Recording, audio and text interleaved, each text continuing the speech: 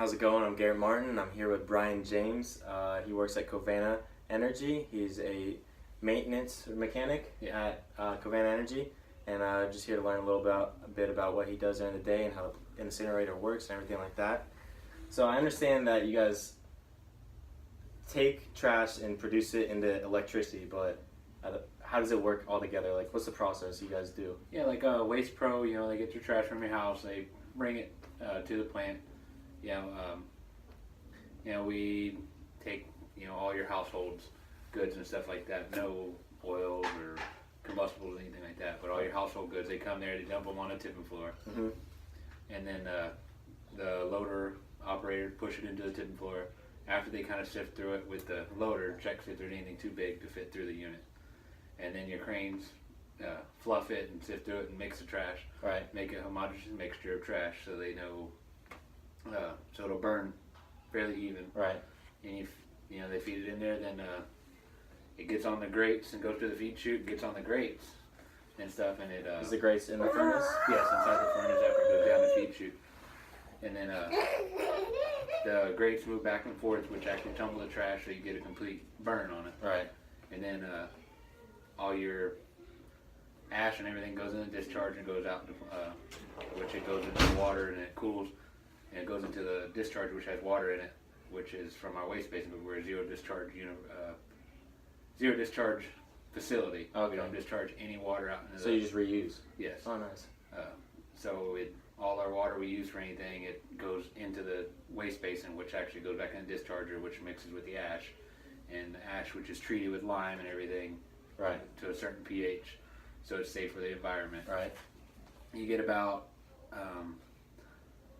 I think it's about 10 to 20% of what the ash that goes out is the amount of trash that you would have put in a landfill. Oh, okay. So you're basically reducing the amount of trash you put in a landfill by burning it and compacting it into okay. And yeah, but so leading into that, a lot of people, there's a big controversy on incinerators, and they say that they burn toxic gases and release it in the ozone layer. Is that true? No, we have so many regulations and everything that go by.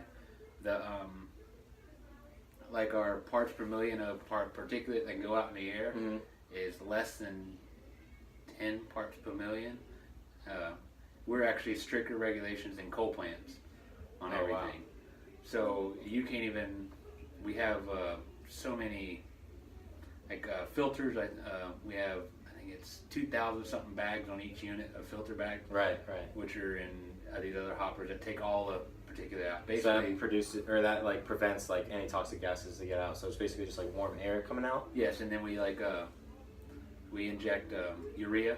Okay. In our boiler. Like urine? Yeah, huh. Basically.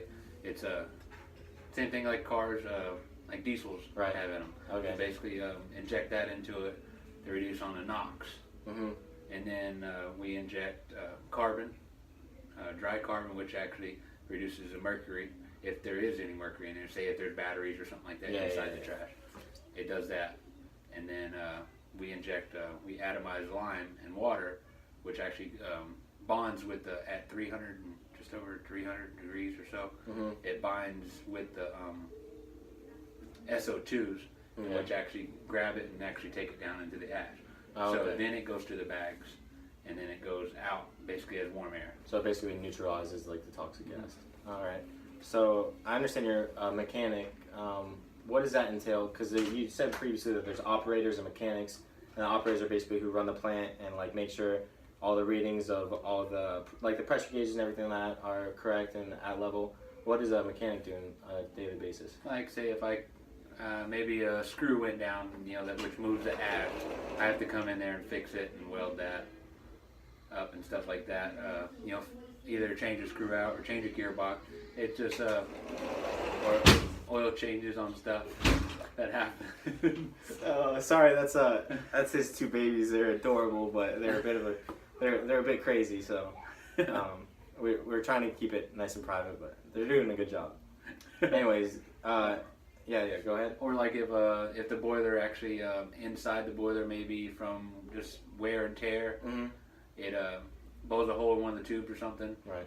They'll shut it down, and then I'll end up going in, have to go up in a sky climber inside the unit and you know, have to weld the tubes up. Right. You know, then we do a hydro on it, which we hydro up for 10 minutes at 130 psi.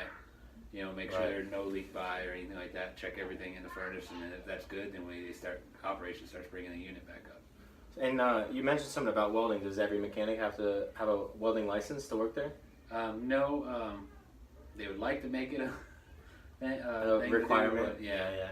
But 4 out of the 6 mechanics we got are certified welders. Okay, so I bet you guys handle a heavy workload then if not all of them have it. I bet it would really help if all 6 have Yeah, it'd be nice. Yeah.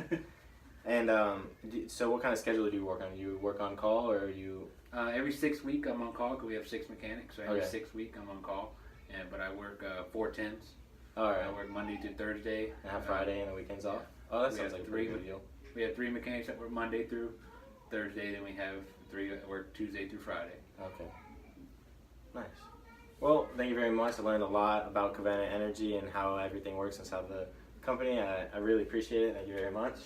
Brian James, everyone.